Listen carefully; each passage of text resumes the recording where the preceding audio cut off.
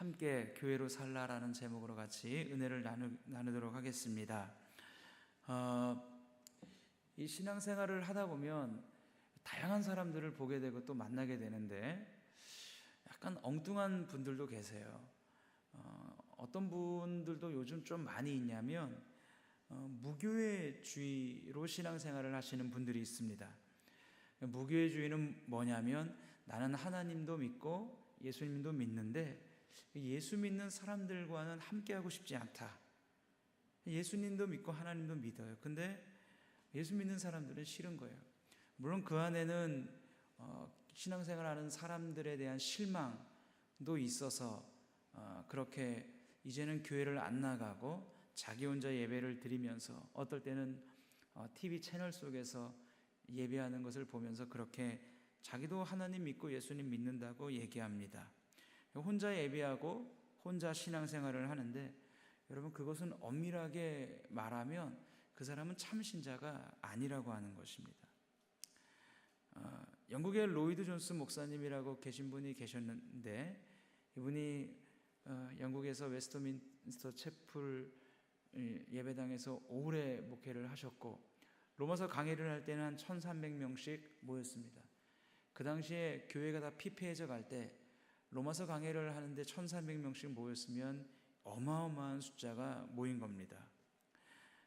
그분이 교회사에 해박하고 또 하나님 말씀을 굉장히 잘 전하시고 교리적으로도 성경신학적으로도 조직신학적으로도 너무나 탁월한 분이어서 우리나라에도 번역된 책들이 많이 나와 있습니다. 이 로이드 존스 목사님이라는 분이 오늘날 신자가 신앙생활하는 면에 있어서 가장 나쁘게 신앙생활하는 게 뭐냐 이렇게 얘기했습니다. 예배를 드리고 빨리 집에 가는 신앙생활, 이게 가장 나쁜 신앙생활이라고 그랬습니다.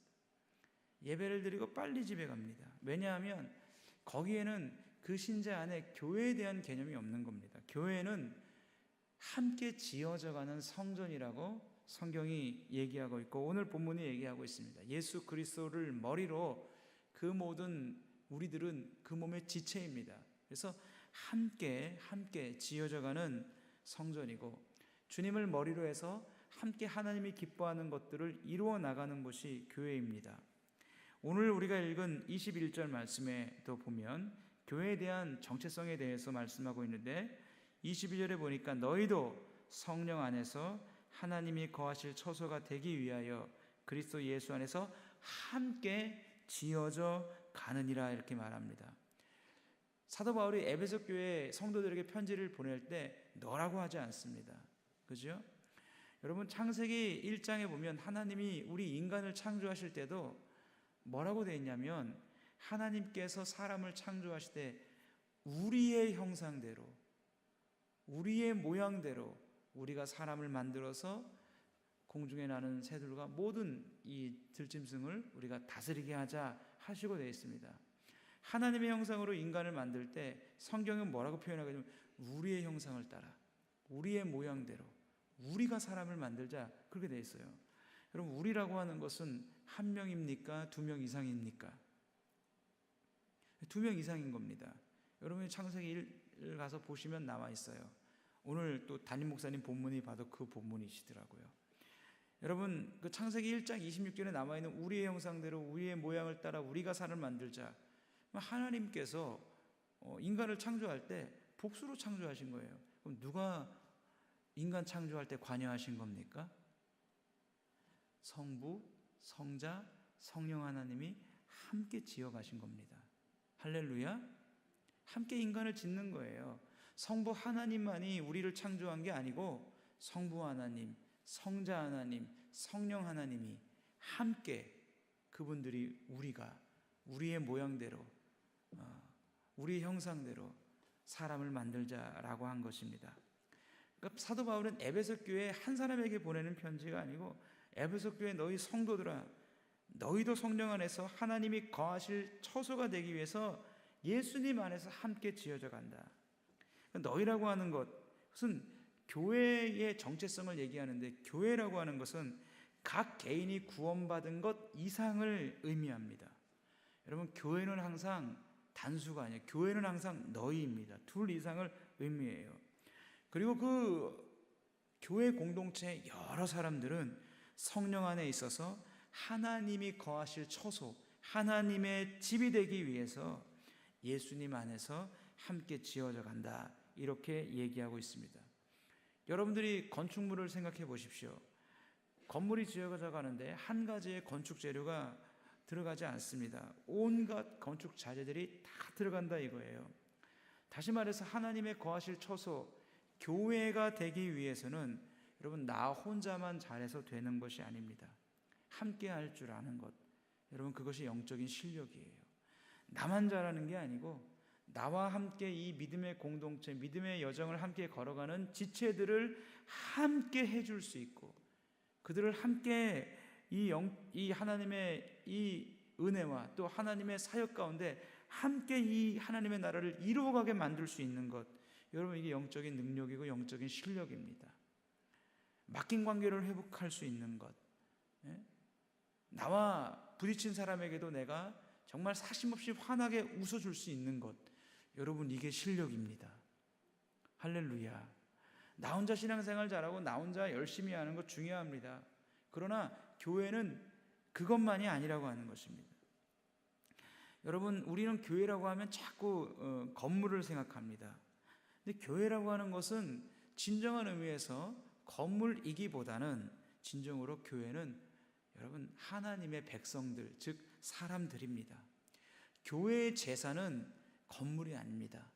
교회의 제사는 사람입니다. 이게 가장 큰 제사이에요. 하나님은 건물 안에 거하시는 게 아니라 하나님은 사람들, 자신의 참 백성들 안에 거하십니다. 예수 그리스도로 말미암아 거듭난 하나님의 백성들 가운데 성령 하나님께서 내주하시는 거예요. 그래서 주님 말씀하셨죠. 두세 사람이 내 이름으로 모인 곳에 내가 그들 중에 함께 있겠다. 저 북한 땅에서 그 지하교회에서 몇 명 되지 않는 사람들이 함께 모여서 북한 당국의 눈을 피해서 예배합니다.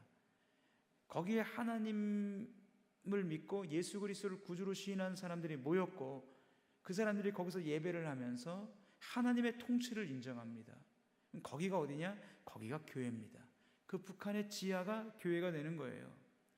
그것이 여러분의 가정이든지 여러분의 직장이든지 하나님의 통치가 있고 예수 그리스도를 구주로 고백하는 사람들이 모여서 하나님께 예배하며 살아계신 하나님을 믿고 그분의 통치를 인정하고 따르는 곳이라면 그곳이 어느 곳이든지 거기가 바로 교회인 것입니다.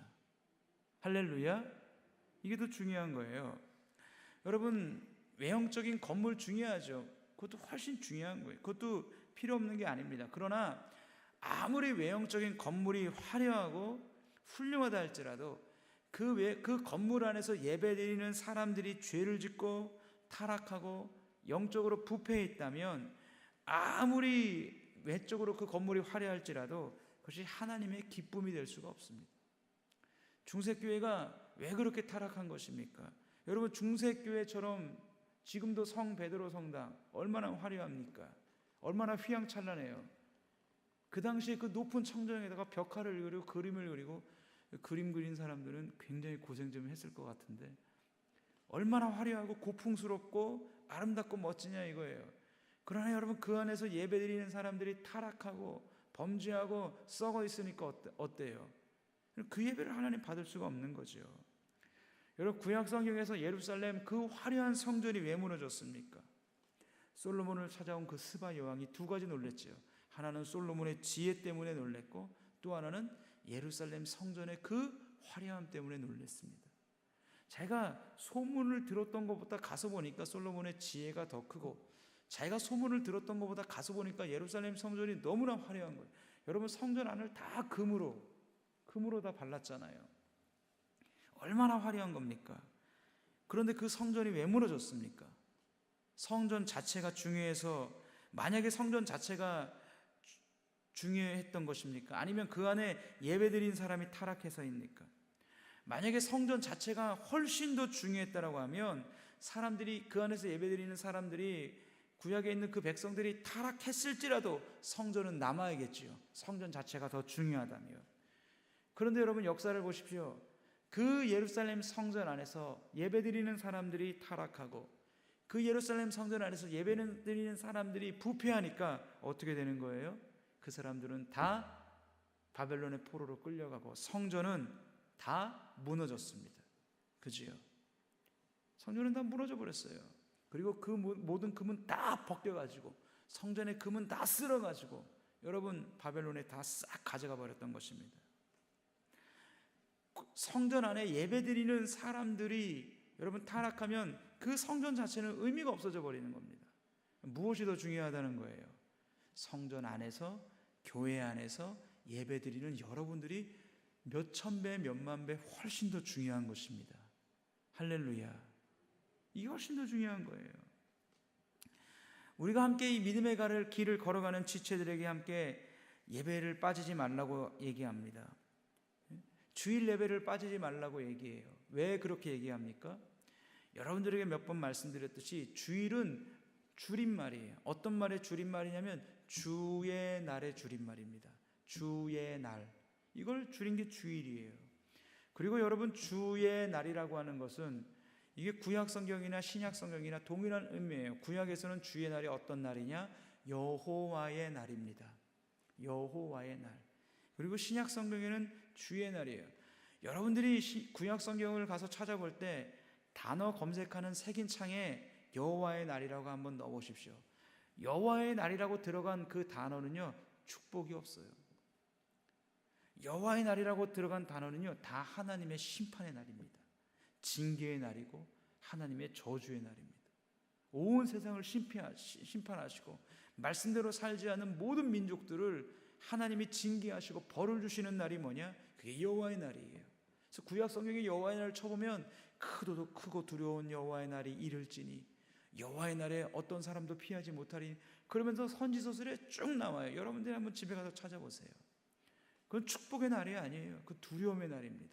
하나님의 맹렬한 심판의 진노가 쏟아부어지는 날이 무슨 날이냐? 그게 여호와의 날이에요. 그게 신약으로 오면 주의 날이에요. 줄이면 주일입니다. 이게 도대체 우리 주일 예배와 뭔 상관이 있느냐? 이런 의미예요. 하나님의 심판이 여러분 마지막 날에 주님이 오시는 날에 얼마나 쏟아지냐 이거예요. 예수님의 초림은 우리를 구원하시기 위해서 왔지만 예수님의 재림은 인간들을 심판하시기 위해서 오는 날입니다. 여러분 예수님이 오시는 날이 주의 날이에요. 그 날이에요 여러분. 성경은 또 그 날이라고도 표현하고 있습니다. 그러면 그 주의 날, 그 심판의 날, 그 여호와의 날, 두려운 날을 우리 예수 믿는 사람들은 생각하고 우리를 구원하신 예수 그리스도라는 구원의 방주 안에 참신자를 담으셔서 구원하시는 그 두렵고 떨리는 심판의 날, 주의 날, 이 세상 사람들은 심판을 받을 수밖에 없는 그날에 우리는 그날을 기억하면서 우리의 구원을 찬양하는 겁니다. 그 심판이 쏟아부어지는 그날에 우리는 그날을 기억하면서 우리를 구원하신 그날, 그 사람들에겐 주의 날이 두려움의 날이었지만 그 두려움 가운데 우리를 건지신 하나님을 예배하고 하나님을 찬양하고 예수 그리스도의 이름을 높이며 그분의 구원을 즐거워하며, 이게 뭐예요? 이게 주일이에요. 이게 주의 날이에요. 그 두려운 날 우리를 건지신 하나님을 찬양합니다. 주일날 모이는 거예요. 일주일 동안 삶의 터전에서 각 곳에서 세상에서의 치열한 싸움과 내 삶의 영역에서 최선을 다하다가 주일날 와서 예배하면서 그 하나님을 높이고 찬양하며 영광 돌리는 그날이 바로 주일입니다. 그래서 우리 주일을 지키라고 하는 거예요. 주일을 지키는 것이 우리의 구원의 조건은 아닙니다. 그러나 우리의 신앙을 되새기고 내가 하나님과 만나고 내가 어떻게 그 하나님의 진노 가운데서 구원받았는지를 감사하며 영광 돌리는 거예요. 근데 우리가 주일날 예배를 안 드려요? 주일날 단풍이 좋다고 여행 가요? 웬만하면 주일날 좀 피해서 가시죠. 할렐루야. 네, 그렇게 하시면 좋을 것 같습니다. 또 하나, 여러분 주일날 우리가 왜 이렇게 예배를 드리라고 합니까? 여러분 예배라고 하는 것은 무엇이냐? 그것은 하나님과의 만남입니다. 하나님과의 만남. 저는 개인적으로 그렇게 생각해요. 이 세상에서 가장 영광스럽고 위대한 것이 있다면 그것은 다른 게 아니라 하나님과 만나는 겁니다. 여러분 인간이 하나님과 만나는 것보다 더 위대한 일이 있을까요? 더 놀라운 일이 있을까요? 그것보다 더 경이로운 일이 있을까요? 가장 영광스럽고 가장 위대하고 가장 놀라운 일이 뭐냐? 인간에게 있어서 하나님과의 만남입니다. 저는 어떤 사람이 저 아프리카에 가서 수많은 업적을 세운 그것보다 더 위대한 삶이 뭐냐? 하나님과의 만남이 있는 예배라고 저는 확신합니다. 저는 확신해요. 저는 이 세상에서 가장 위대한 사람이 누구냐? 그건 정말로 예수 그리스도를 참으로 믿는 참신자라고 생각합니다. 여러분에게 여러 번 말씀드렸듯이 이 세상의 현인들, 철학자들, 선인들이 찾아 헤맸던 해답이 뭡니까? 과연 인간은 무엇을 할 때 가장 위대해질 수 있을까? 인간은 과연 무엇을 할 때 가장 고상해질 수 있을까? 인간은 무엇하면, 어떤 일을 하면, 무슨 일을 행하며 살면 가장 그 인간이 인간다워질 수 있을까? 저 아프리카에 가서 평생을 봉사하면 그 사람이 가장 고상한 인간인가? 가장 위대한 인간인가? 어떤 연구를 해서 어떤 과학적인 큰 업적을 남기면 그 사람이 가장 위대한 인간인가? 과연 인간은 무엇을 행할 때, 철학자들, 선인들, 현인들이 찾아 헤맸던 질문입니다. 근데 하나님은 그렇게 말씀하시지 않아요. 하나님은 우리에게 이렇게 말씀하시는 거예요. 너희 편에서 무엇을 할 때 인간이 가장 고상해지고 위대해질 수 있는가를 묻지 말고 내가 내 아들 예수 그리스도를 통해서 너에게 무엇을 했는지를 보라. 내가 내 아들 예수 그리스도를 통해서 너에게 무엇을 했는지를 보라.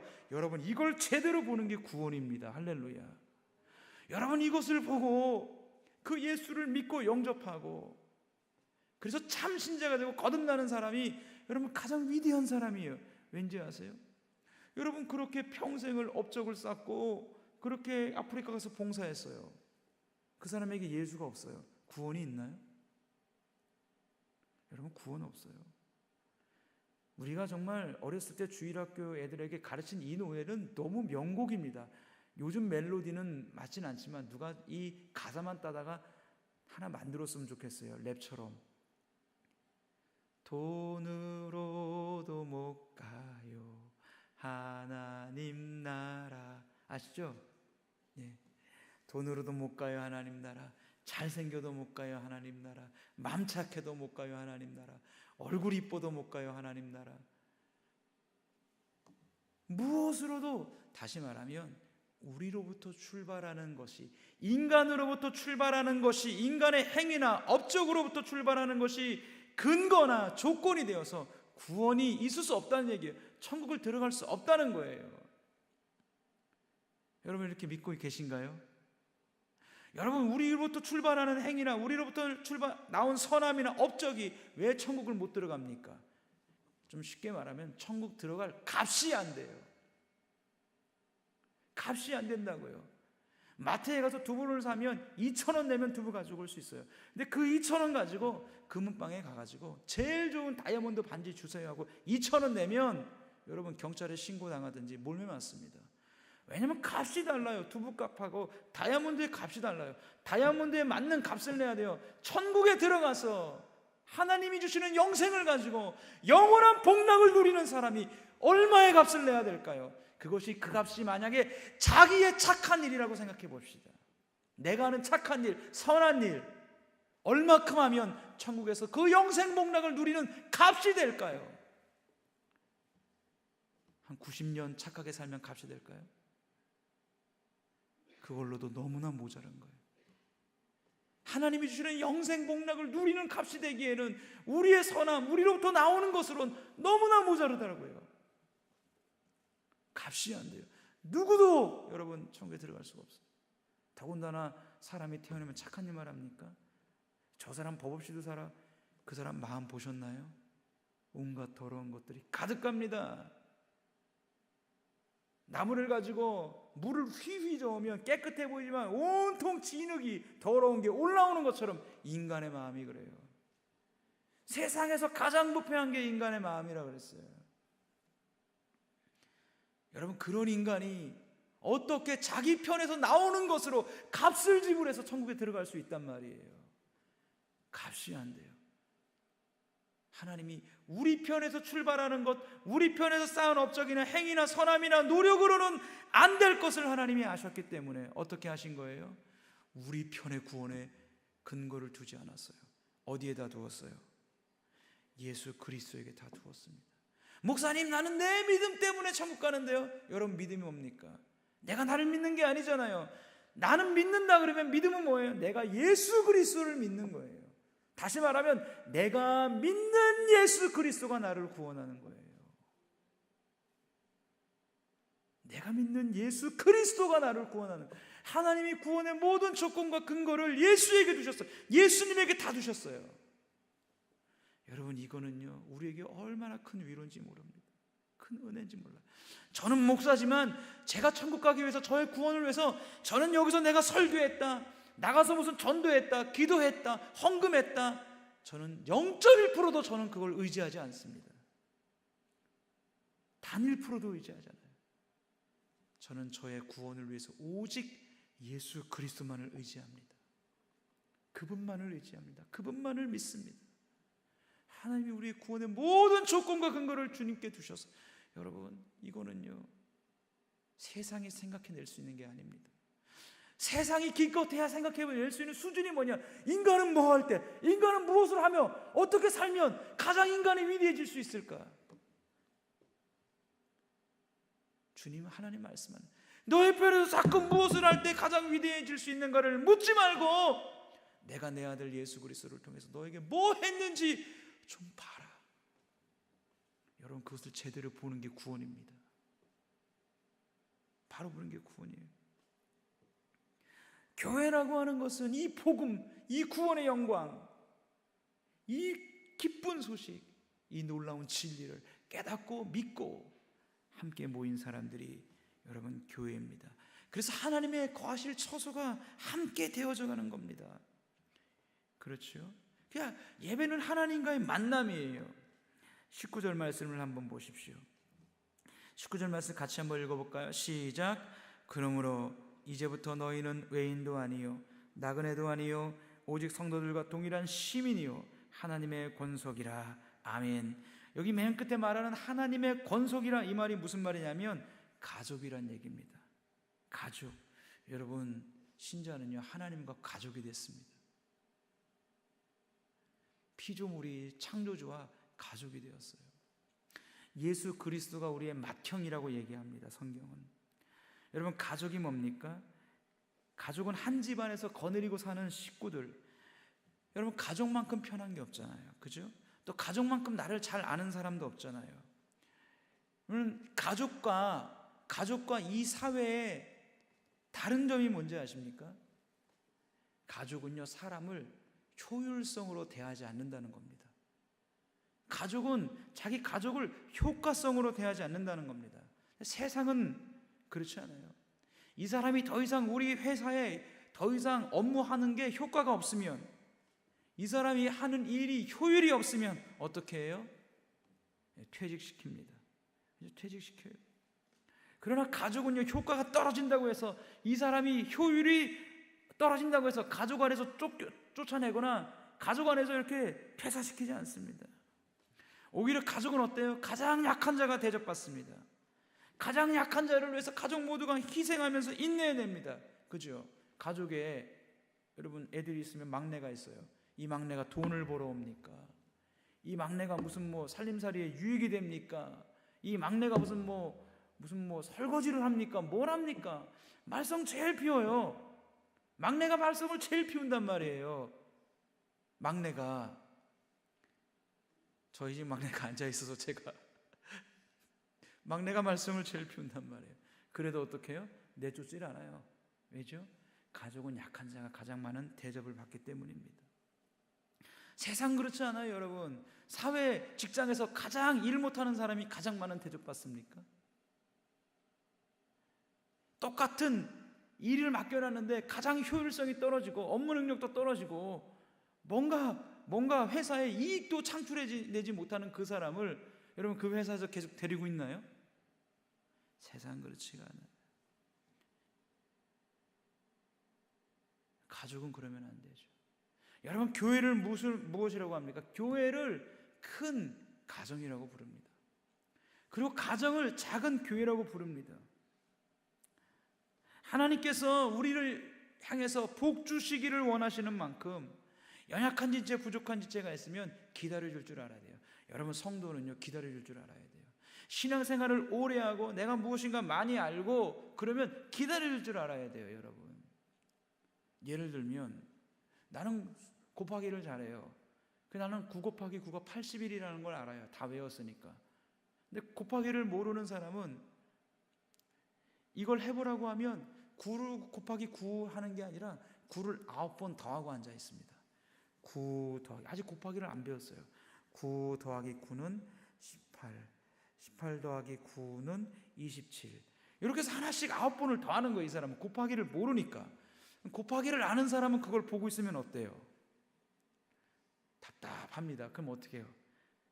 9, 9, 81이잖아. 그것도 몰라. 이렇게 하면 안 된다는 거예요. 신자는. 교회에서는 그렇게 하면 안 된다는 거예요. 기다려줄 줄 알아야 된다는 거예요. 약한 자가 대접할 줄 알아야 된다는 거예요. 대전에 가면 한밭제일교회라고 있습니다. 거기에 이영환 목사님이라고 계시는데 그 목사님의 간증을 전에 들은 적이 있어요. 한 2가지 정도인데 지금은 성도가 한 9천 명 정도, 10,000명 가까이 모입니다.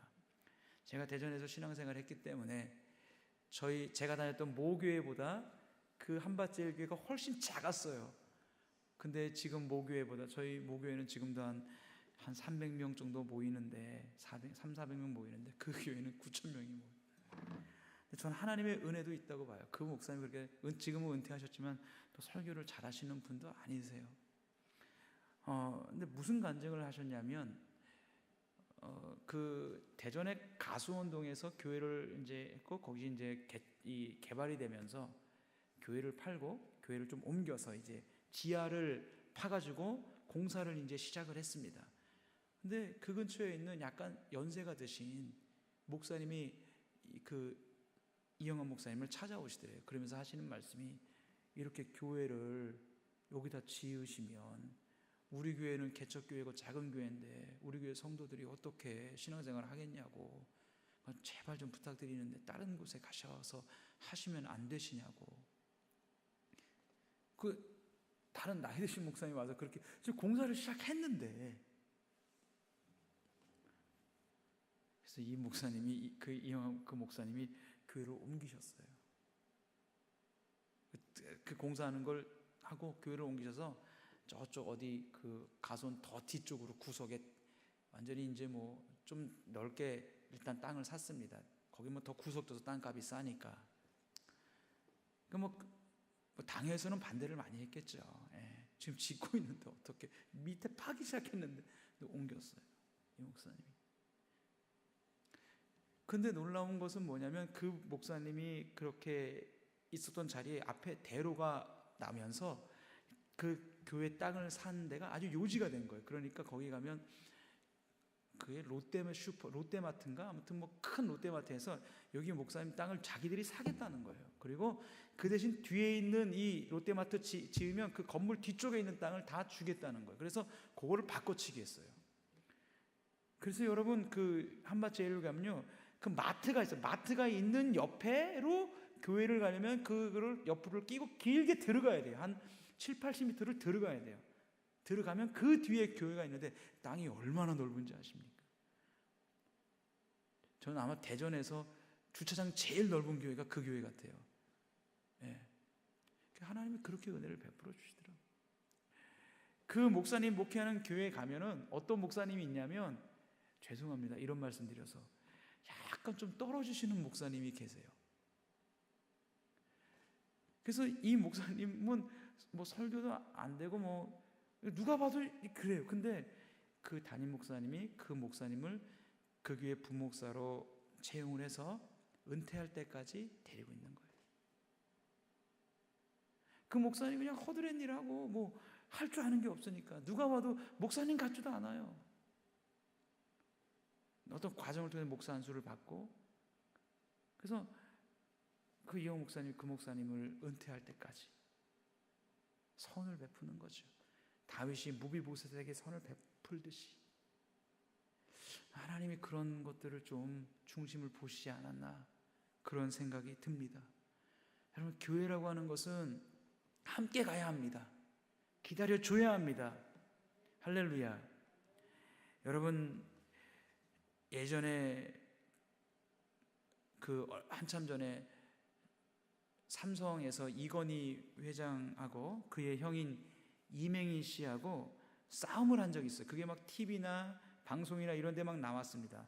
싸움의 내용은 모르지만 그 싸움이 일었을 때 그 형인 이맹희 씨는 이건희 씨에게 이렇게 얘기했습니다. 건희는 아직도 철이 없다. 그러니까 이건희 동생이 이건희 씨가 대받아쳐서 이렇게 얘기했습니다. 지 주제를 알아야지. 지가 뭔데 나에게 감히 건희해. 지 모습을 봐야지. 그럼 형이 동생한테 건희 하지. 그럼 형이 동생한테 건희님 그래야 됩니까? 지 주제도 모르고 나한테 건희 한다 이거예요. 한참 싸움을 했어요. 그랬더니 그 싸움한 것에 대한 댓글이 이렇게 댓글이 달렸습니다. 이것이 삼성이 그토록 광고했던 또 하나의 가족 삼성이구나, 이렇게 얘기했다 이거예요. 여러분, 가족은 그게 아니죠. 가족은 참아줄 줄 알고 기다려줄 줄 아는 겁니다. 희생해줄 줄 아는 겁니다. 교회는 함께 지어져가는 성전입니다. 이걸 놓치면 안 돼요. 주님의 영광을 위해서 어우러질 줄 알아야 돼요. 내가 교회 안에서 신앙이 성숙했다는 것은 교회 안에서 어떤 일이 있을 때 내가 하고 싶은 말 다 할 수 있습니다. 그리고 내가 하는 말이 맞아요. 근데 이게 교회 전체를 위한 공동체를 위해서는 유익이 안 된다면 내 입을 닫을 줄 알아야 돼요. 할렐루야. 여러분, 교회는 그런 신자가, 여러분, 내 주장이 맞아요. 내 얘기가 맞아요. 그런데 이게 교회 공동체에 유익이 안 될 때는 내 입을 다물 줄 알아야 돼요. 양보가 있습니다. 사랑이 있어야 된다고 하는 것입니다. 김남준 목사님이 신학생 세미나 하면서 그런 라틴어를 했는데, 라틴어에 이런 말이 있다고 얘기했습니다. 신자는 이렇게 돼야 된다. 프레시즌즈 포크라메이션. 이게 무슨 뜻이냐면 당신의 존재하는 것 자체가 나에겐 기쁨입니다, 이런 말이에요. 당신의 존재하는 것 자체가 나에겐 위로입니다, 이런 뜻이에요. 여러분, 신자는 그래야 돼요. 내가 힘들고 어려워도 교회 안에 저 권사님만 보면, 저 집사님만 보면, 저 장로님만 보면, 저 성도만 보면 위로가 되는 거예요. 저분을 보면 기쁨이 있는 거예요. 왠지 저분을 보면 마음속에 위안이 되고 든든함이 있는 거예요. 근데 그 장로님만 보면 피하고 싶어.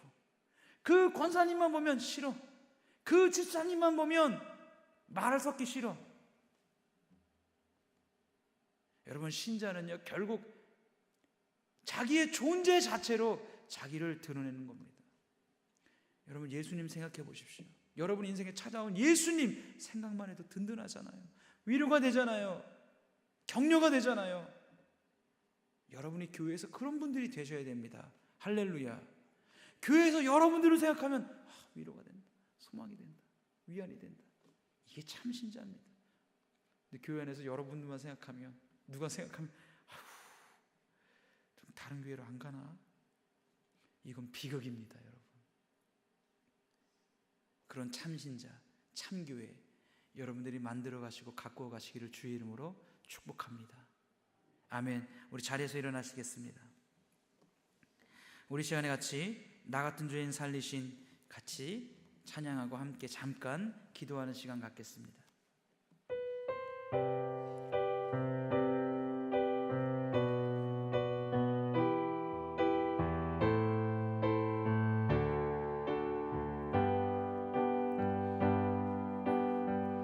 나 같은 죄